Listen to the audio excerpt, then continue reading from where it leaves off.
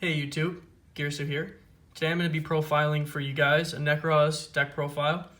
My build is slightly different than a lot of the builds that you're seeing now with the despots, and they abuse Herald of the Arclight multiple times per turn. It's a very good build and it's very optimal to play, but this is the way that I choose to play the build, and you'll see obviously as I go through the deck profile. It's more or less based on going second and an intense variety of control cards in the deck. Most of the cards involved in that specific build with multiple heralds, I'm sure, are going to get hindered in some way on the next ban list. So I'd rather just play the deck comfortably the way it is now, knowing that it's safe on the next ban list, and I can keep practicing with the deck the way it is right now without having to worry about a good portion of what I've been doing, getting hindered by the ban list.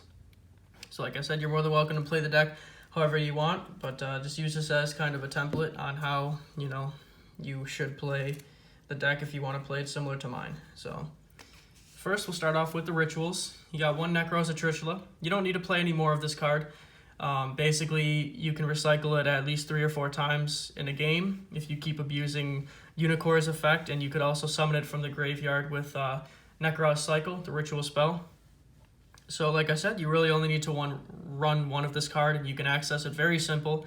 You have 6 or 7 ways to get to this card with the preparation of Rice, search for Brio search for this. You can also search for this with cards like Shirt. So you'll have access to it, and one's all you really need. More or less, if you can resolve it once or twice in a duel, you probably are going to win because it's extremely devastating. When it's Ritual Summon, you can banish a card from your opponent's hand, field, and graveyard. You have to banish one of each. It's not like the Synchro Monster Trishula. So it's pretty good, but like I said, you have to make sure that you remember you have to banish one from each. So it also doubles as a hand trap, which isn't really going to come up too much because like I said, you're going second. But during either play's turn, when a card or effect is activated that targets a Nekroz, you can just discard it and negate the activation. So it also doubles as kind of like a pseudo hand trap, but you're really not going to use that effect. You're going to want to Ritual Summon him and devastate your opponent's field and grave, and hand. So yeah, one Trishula. For the next, you play 2 Nekroz of Valkyris. I used to play 3 of this card back when all of them were kind of, limited and everything like that, and you were kind of, limited on the amount that you could play. I think Brio was at 1, and Unicorn was at 1 and everything, so you kind of wanted to play 2 of this guy because he was, like, the best one at the time. Because he's your battle fader, basically. You can pitch him to the graveyard, and he stops the entire battle phase when your opponent declares an attack by discarding him and banishing a Nekroz monster from your graveyard. I think it's actually a Nekroz card. Yeah, it's any Nekroz card from your graveyard. So that's pretty good at protecting cards like Unicorn from being destroyed by battle. And the second effect is you could tribute up to 2 monsters from your hand or side of the field and draw the same number of cards that you tributed. So you could tribute 2, draw 2, and if you tribute cards like Shirt, you can also get another search when that resolves too, so it's kind of like a plus. And for the next of the monsters, you play triple Nekroz of Brionic.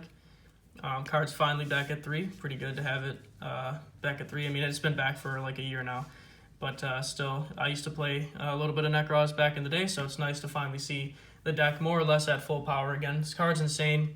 It's just your Stratos of the deck, and then you can discard it, add a Nekroz monster from your deck to your hand, so it's just super consistent. And you can target up to 2 face-up monsters on the field that were special summoned from the extra deck and just shuffle them back into the deck. So this is really good for breaking Adamancipator boards as well as Eldritch boards. So, yeah. Triple Brio. Wouldn't play any less. And then finally, I can say this happily, Nekroz of Brionic, back at 3, boys. So yeah, this guy obviously is the best of the main deck ones when it comes to the control aspect because he's basically a skill drain for anything that was summoned from the extra deck. And he's a level 4, so he's super easy to summon. You can summon him with cards like Kaleidoscope, then you send Herald from your extra deck to the graveyard to summon him out, and then you get a search off of Herald. So yeah, that's pretty good, and you can also, like I said, pitch him to the graveyard and add any Nekroz card from your graveyard to your hand. So he's super good in late game for recurring everything that you just use and just keep grinding out. So he's also a water level 4, so if you make cards like Abyss Dweller with him, you can pump up your Abyss Dweller to make it pretty strong. So just a cool niche little interaction, I guess.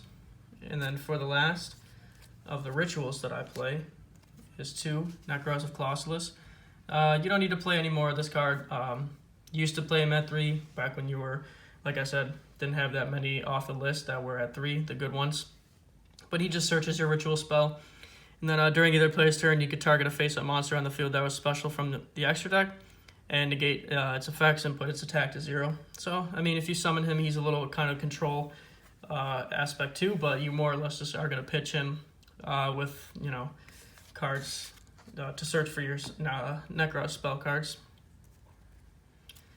And the last of the actual Nekroz monsters period, you just play 2 Shrit. You don't need to play 3 of this card either because you can search it super easy and you can also use it in the graveyard with your Exo Mirror or your Nekroz Mirror.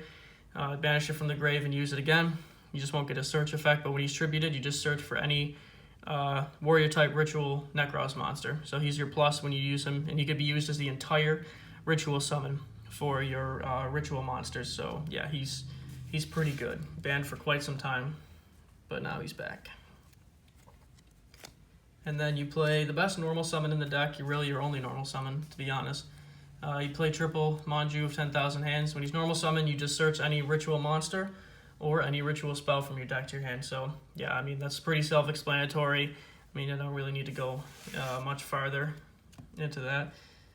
So for the control aspect of the deck, he's going to play triple Nibiru, the primal being. This right now, in my opinion, is the best hand trap. This shit's on so many decks. I mean, if you can hit them with the rock at the right moment, you just basically end their turn and you can more or less just, set up pretty well in the next turn to where it's going to be hard for them to come back. Unfortunately, this deck is not really like an OTK. It's very hard to get enough damage on the field to pump for 8,000 in one turn. But like I said, that's why you play a bunch of hand traps. So you just completely stop your opponent from playing at all. So like I said, in my opinion, Nibiru is the best hand trap right now. And until we get Max C back, this will be the best hand trap to play against any combo deck. So yeah, triple Nibiru, you guys all know what that card does. Or at least I would hope so. And then the best generic hand trap of all time that hits any deck, including Rogue and everything. There's Ash Blossom and Joy Spring. I mean, you can't go wrong. Ash and, Pot of Desires, Ash and a Search, Ash and a Special Summon from the deck.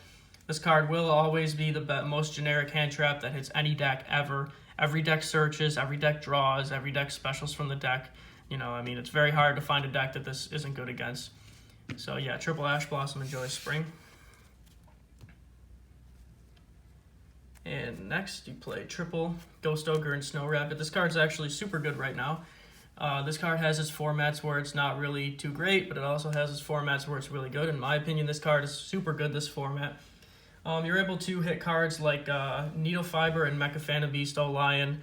It might not be as efficient as letting them resolve their effects, but at least you get them off the board, preventing them from at least summoning that O-Lion from the deck, or at least link climbing.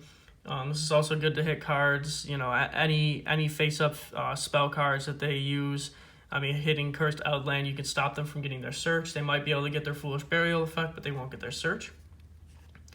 So yeah, and like I said, it's just, you could destroy monsters. It removes threats from the field. So, and against like dinos and stuff like that, this is pretty good too. Being able to hit their VFD and stuff like that during the standby, you might not be able to use, any of their effects or anything, but you could just get the VFD off the field. You can get the Tyranno off the field. Yeah, all that good stuff. So triple Ghost Ogre. So. And the last of the monster hand traps, just play the classic Effect Veiler. Play it at 3. It's the only one in your deck that's not the only monster hand trap in your deck that's not a hard once per turn. You open multiples of this, or you just use all of them.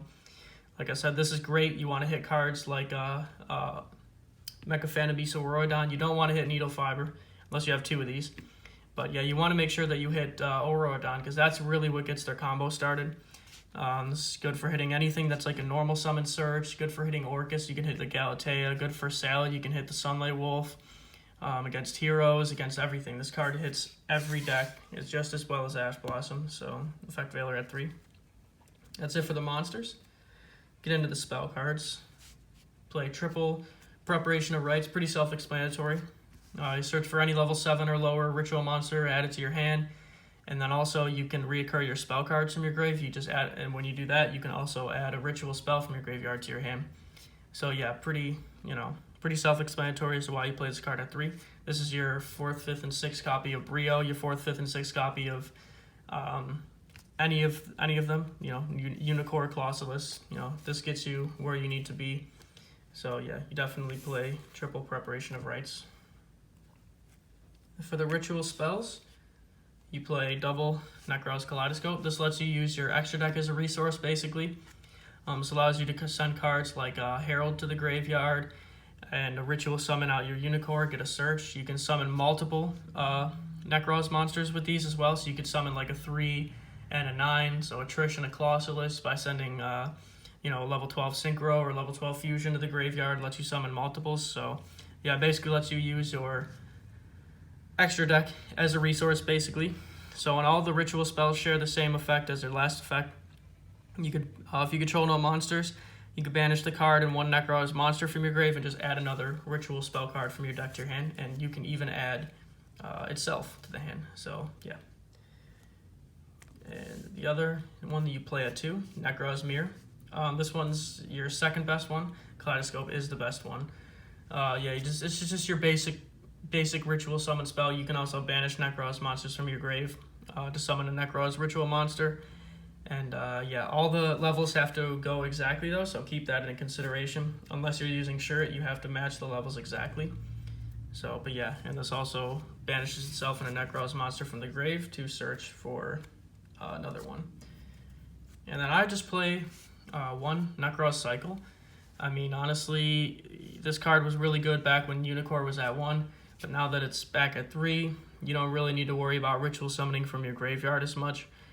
So yeah, you just play it because it's a different name. You want to be able to ritual summon 2 or 3 times per turn, in my opinion. So, and all of them are once per turn, so you can only use the ritual spells once per turn. So,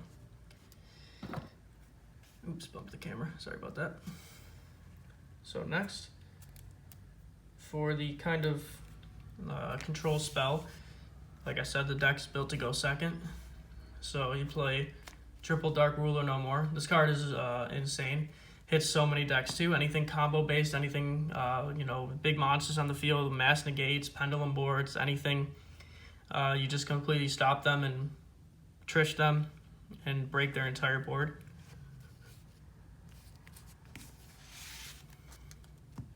And last couple cards, just play triple Infinite Impermanence. This is your 12th hand trap. You play the Nibiru's, Ash, Ogre, Veiler, actually your 15th, 13th, 14th, and 15th hand trap. Like I said, you play just a lot of hand traps. You don't want to let your opponent do anything. So you can also play Extravagance in this deck too. I don't actually own that card. And I'm not sure if I would play it because you need your extra deck with cards like Kaleidoscope. You don't want to banish the monsters that you want to use for your ritual summon. So yeah, Infinite Impermanence. Get the Aurora done, So that's it for the main deck. Now we'll go off to the extra deck. Extra deck is kind of like, you could more or less play like whatever you want. But yeah, so we'll get into it. For your 12, you play Stardust, Cypher, Divine Dragon. You don't summon this card, it's just a level 12, so you could summon your Unicorn, your Valk, your Kloss and your Trish, 2 Brios, anything. So. And then you have a 10, play Shooting Star Dragon. This is for, like I said, just do the math. A Unicorn, a Brio, pretty self-explanatory. You got a 9. You can pretty much play any levels you want. Any ones that match up to the levels. These are just the ones that I either had access to or just looked the coolest to me. Then your 8, play the Savage. Your Clear Wing. You can actually summon this card with your hand traps, so not that you would. And you can actually, with your effect Veiler, you can actually summon Ravenous 2, draw a card. So, and then your 6, just play the Raptite. So, and then the best, you play Herald. I only have one of this card, so, but it's easy. You can make do with one.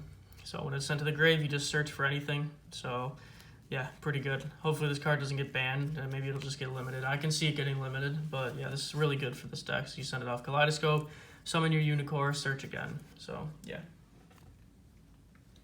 Then for your Xyz, you play Dweller. You can make this pretty easy, as well as Gallant Granite. You have Manju in your hand, and Unicorn, you just make any of these. Gallant Granite searches for your Nibiru. So yeah, and then Dweller is Dweller. So. And then for your links, you just play the big boys. Probably not really going to summon these, but you can side cards like Ghost Cherries and snipe these out of your opponent's extra deck. Or if you get enough monsters on the field, you can summon them. So Appaloosa, Access Code, Boral Sword, if you can make them, you can make them. So they're more or less just in there for aesthetic purposes. And then the last three is just, the Nightmare package and IP. So yeah, hope you guys enjoyed the deck profile. Like I said, this is the way I play the deck. Feel free to play it any way you want. Put the despots in there, put, extravagance in there. If I had it, I might play it myself. But yeah, thanks for watching, guys. Girsu out.